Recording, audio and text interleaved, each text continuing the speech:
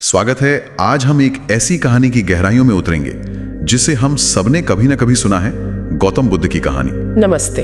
हमारे पास जो स्रोत है वो एक बहुत ही सुंदर सचित्र किताब है, लेकिन आज हम सिर्फ कहानी नहीं दोहराएंगे। नहीं, बिल्कुल नहीं। हम ये समझने की कोशिश करेंगे कि एक राजकुमार जिसे सचमुच एक सोने के पिंजरे में रखा गया था, वो आखिर उस पिंजरे को तोड़कर बाहर कैसे निकला। और ये सिर्फ एक व्यक्ति की नहीं बल्कि चेतना के जागने की कहानी है। हाँ बिल्कुल। तो चलिए शुरू से शुरू करते हैं। हाँ, तो कहानी शुरू होती है हिमालय की तलहटी से।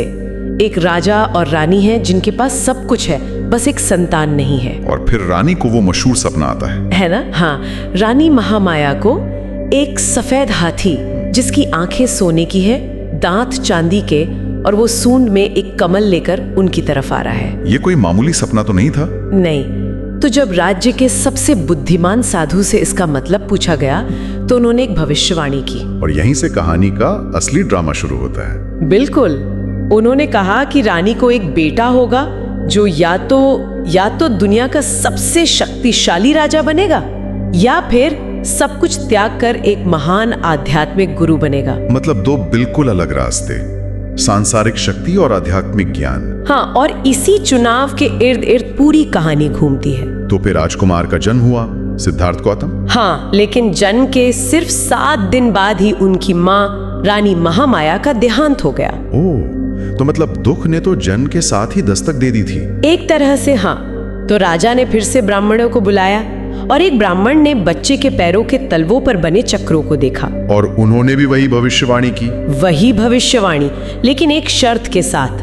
और वो शर्त ही, मतलब उसने ही सिद्धार्थ की पूरी जिंदगी तय कर दी। क्या थी वो शर्त? उन्होंने कहा, अगर ये राजकुमार महल में रहा तो चक्रवर्ती सम्राट बनेगा, लेकिन अगर इसने महल के बाहर की दुनिया और उसके दुख को देख लिया तो ये सब कुछ त्याग देगा। ये सुनकर तो राजा शुद्धोधन डर गए होंगे। जाहिर सी बात है, कोई भी पिता डरेगा। उन्होंने अपने बेटे के लिए पहला रास्ता चुना और बस उन्होंने तय कर लिया कि सिद्धार्थ को दुख, बुढ़ापे या बीमारी का एहसास तक नहीं होने देंगे। ये बात मुझे हमेशा हैरान करती है। मतलब किसी को दुख से बचाने की कोशिश किस हद तक जा सकती है? आप सोचिए, 3 मौसमों के लिए 3 अलग अलग महल बनवाए गए। 3 महल? हाँ, सर्दियों, बसंत और बारिश के लिए। महल में हर वक्त संगीतकार, नर्तक, कहानीकार रहते थे। और मैंने पढ़ा है कि बागवान रात को मुरझाए हुए फूल और पत्ते तक हटा देते थे। हाँ, ताकि राजकुमार सुबह उठकर कोई भी खत्म होती हुई चीज ना देख ले। कोई बूढ़ा या बीमार इंसान तो महल के अंदर आ ही नहीं सकता था। तो ये प्यार था या एक तरह का डर? क्या राजा अपने बेटे को बचा रहे थे या अपनी भविष्यवाणियों को कंट्रोल करने की कोशिश कर रहे थे? बहुत अच्छा सवाल है। देखिए, एक तरह से वो अपने बेटे पर अपना डर थोप रहे थे। सिद्धार्थ को हर तरह की शिक्षा दी गई, भाषाएं, युद्ध कला, सब कुछ, लेकिन जीवन के सबसे बड़े सच से उन्हें दूर रखा गया। उनके पास एक सारथी था, चन्ना, और एक रथ भी, पर महल के दरवाजे हमेशा बंद रहते थे। हाँ, वो एक ऐसी जेल थी जो जन्नत जैसी दिखती थी। लेकिन आप किसी की आत्मा की प्यास को कब तक रोक सकते हैं? बिल्कुल। तो एक दिन सिद्धार्थ ने जिद की कि उन्हें महल से बाहर शहर देखना है। और राजा को मानना पड़ा। हाँ, लेकिन पूरी तैयारी के साथ। पूरे शहर को सजवा दिया गया, सबको नए कपड़े दिए गए और हुक्म था कि कोई भी बूढ़ा या बीमार व्यक्ति राजकुमार के रास्ते में नहीं आएगा। पर होनी को कौन टाल सकता है ना? नहीं टाल सकता। और यहीं पर वो 4 दृश्य वाली घटना होती है जिसने सिद्धार्थ की दुनिया ही पलट दी। अच्छा। राजा की इतनी कोशिशों के बाद भी कहते हैं कि देवताओं ने एक बूढ़े आदमी का रूप लिया और सिद्धार्थ के सामने आ गए। उन्होंने तो पहले कभी ऐसा कोई इंसान देखा ही नहीं था। कभी नहीं। उन्होंने पहली बार झुकी हुई कमर, झुर्रियों वाला चेहरा, सफेद बाल देखे।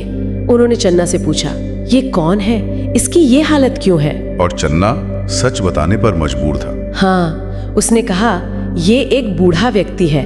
राजकुमार, हम सब एक दिन ऐसे ही होंगे। ये सुनना, ये तो किसी झटके से कम नहीं रहा होगा। बहुत बड़ा झटका। सिद्धार्थ ने पूछा, क्या मैं भी? क्या मेरे पिता भी? और चन्ना का जवाब था, हाँ, ये जीवन का नियम है। और ये तो बस शुरुआत थी। हाँ, ये पहला आघात था। इसके बाद उन्होंने एक बीमार आदमी को देखा जो दर्द से कराहा रहा था।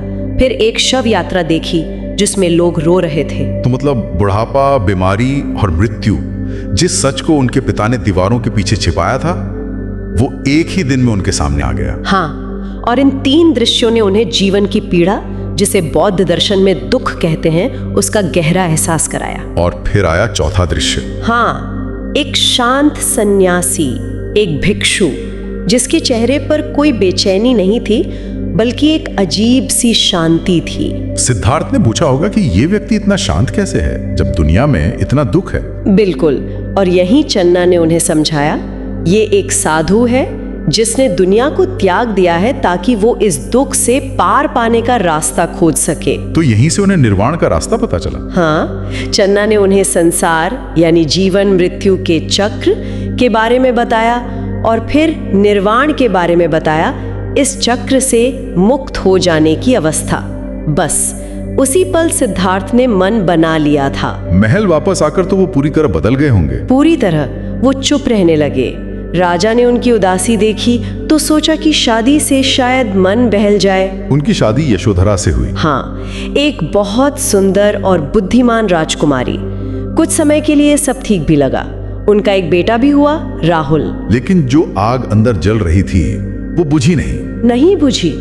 एक रात महल में दावत के बाद जब सब थक कर सो रहे थे, सिद्धार्थ ने उन नाचने गाने वाली लड़कियों को देखा जो कुछ देर पहले सुंदर दिख रही थी, अब वो थकी हारी दर्द में थी। और उन्हें फिर से वही क्षणभंगुरता दिखाई दी। हाँ, उन्हें समझ आ गया कि ये जो सुख है ये भी अस्थाई है, ये भी दुख का ही एक रूप है।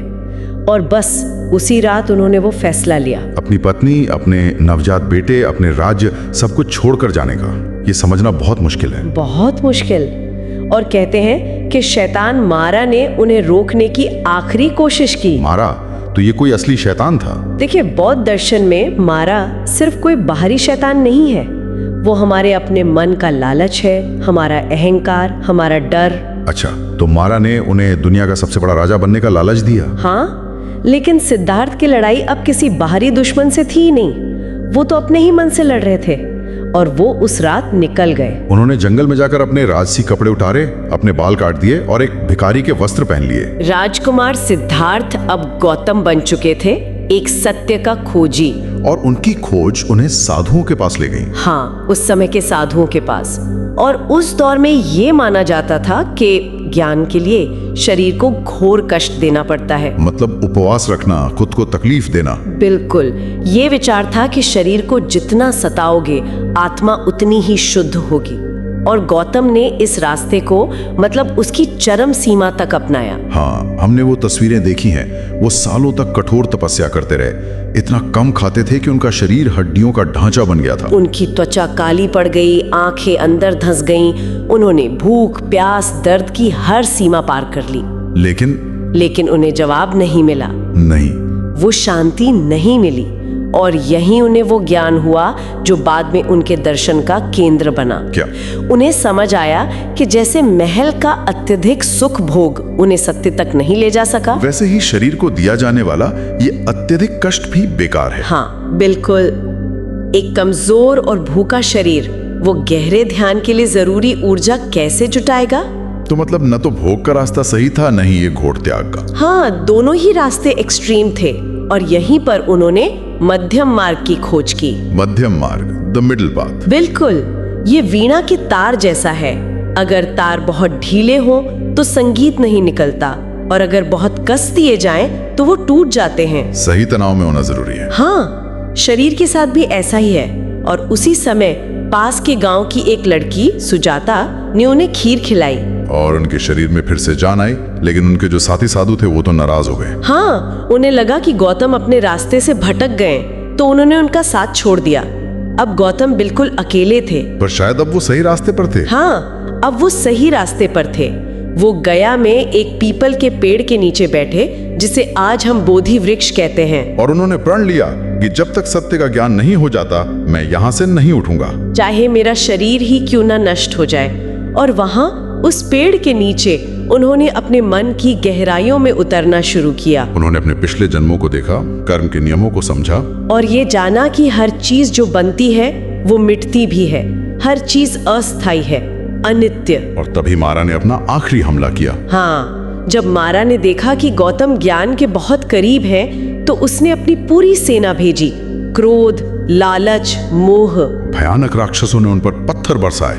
लेकिन गौतम के ध्यान और करुणा के प्रभाव से वो पत्थर फूल बनकर गिरने लगे। ये एक अद्भुत कल्पना है।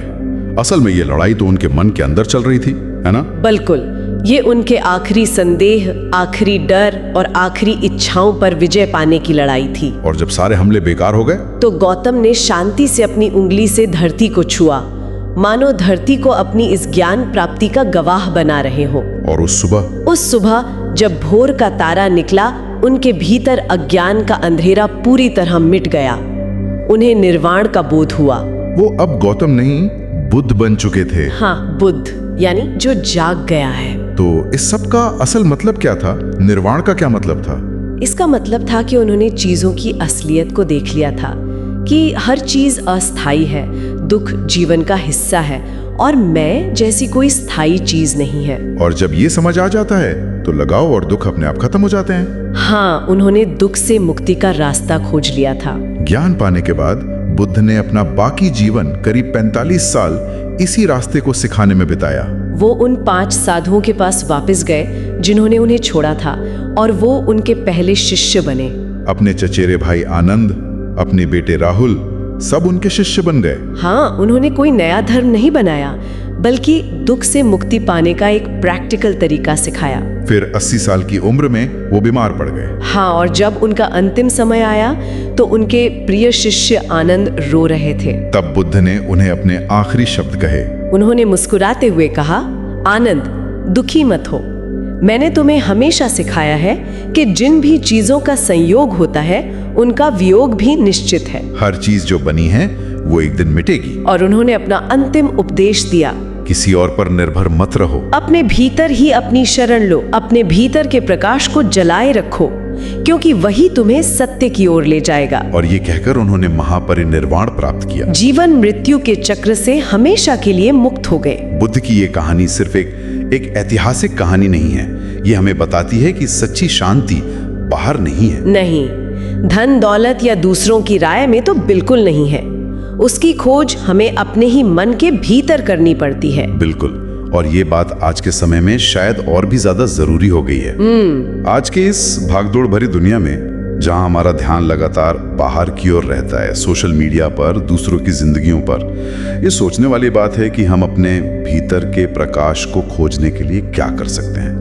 वो कौन सा तरीका हो सकता है जो हमें इस बाहरी शोर से हटाकर हमारे अपने सच के करीब ले जाए।